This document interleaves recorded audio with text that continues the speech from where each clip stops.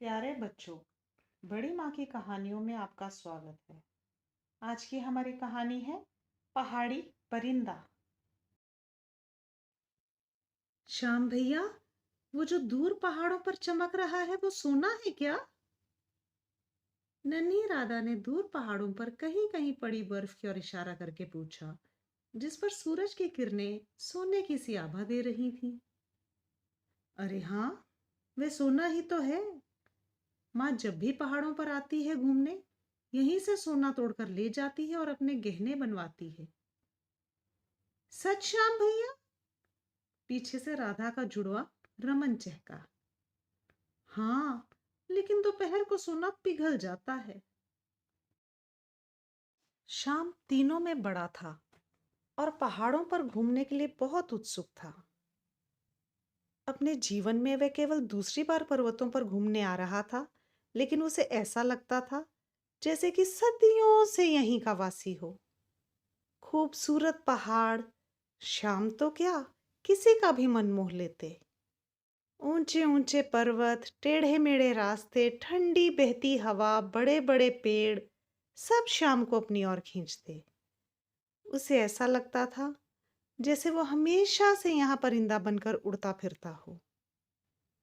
श्याम दोनों छोटे भाई बहन का हाथ पकड़ अपने होटल के पास वाली पहाड़ी पर नीचे उतरने लगा। राधा को डर लगने लगा। बोली, श्याम भैया, हम सब खो गए तो हम हमेशा के लिए पहाड़ों में ही रह जाएंगे। राधा के डर ने शाम को नया उत्साह दिया।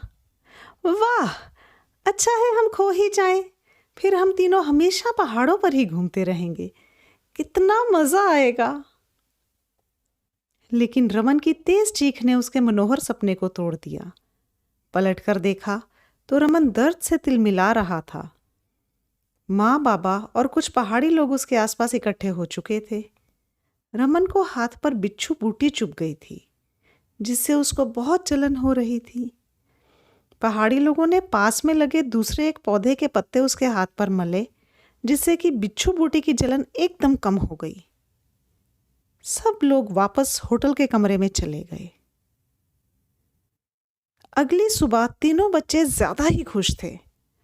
आज माँ बाबा के साथ पहाड़ों पर घोड़ों की सवारी करते हुए जाना था।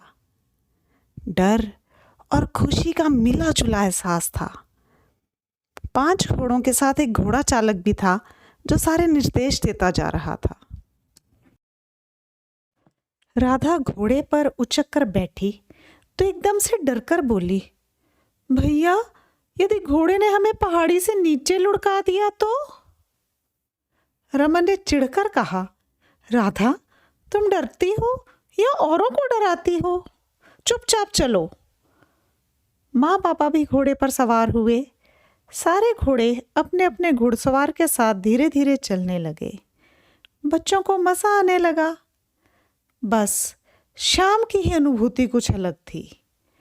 घोड़े पर बैठते ही वह खुद को महाराणा प्रताप और अपने घोड़े को चेतक समझने लगा।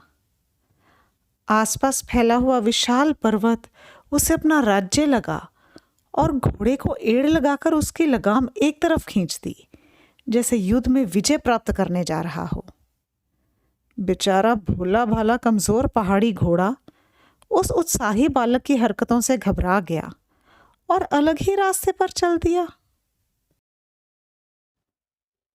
जिन रोजाना पगडंडियों से घोड़ा चलता था, उनको छोड़ टेढ़े मेढ़े रास्तों पर उचकने लगा और अपनी मसी से जहां मन किया दौड़ने लगा। अब तो श्याम के ख्यालों का महल गायब, राज्य गायब, साम्राज्य गायब। अब बचा था निहायत नासमझ घोड़ा और उस पर संभलने की कोशिश करता श्याम।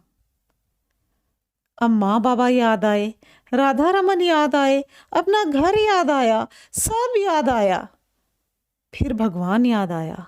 जोर से बोला, हरे कृष्ण हरे कृष्ण हरे कृष्ण। शांत वादियों में गूंजा उसका स्वर। हर तरफ से आवाज वापस लौटी, हरे कृष्ण हरे कृष्ण हरे कृष्ण। उसकी आवाज माँ बाबा ने सुनी, राधा रमन ने सुनी, घोड़ा चालक ने सुनी।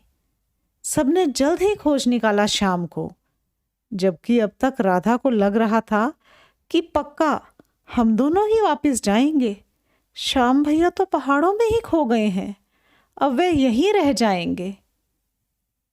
सबसे मिलकर श्याम की सांस में सांस आई, माँ बाबा की जान में जान। अगली सुबह पहाड़ी वादियों को छोड़कर वापस घर जाना था, अपने शहर, अपने घर। पर श्याम तो यहीं रहना चाहता था, यहीं उड़ना चाहता था। पहाड़ी दृश्य, पहाड़ी लोग, पहाड़ी हवाएं पसंद थी उसे, पर जाना तो था ही वापस।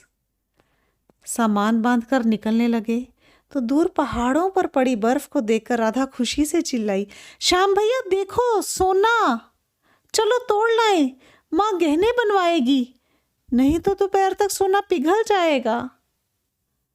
माँ बच्चों के भोलेपन पर मुस्कुराकर, हाथ पकड़कर, यादें समेटे बच्चों को लिए घर की ओर रवाना हो गई।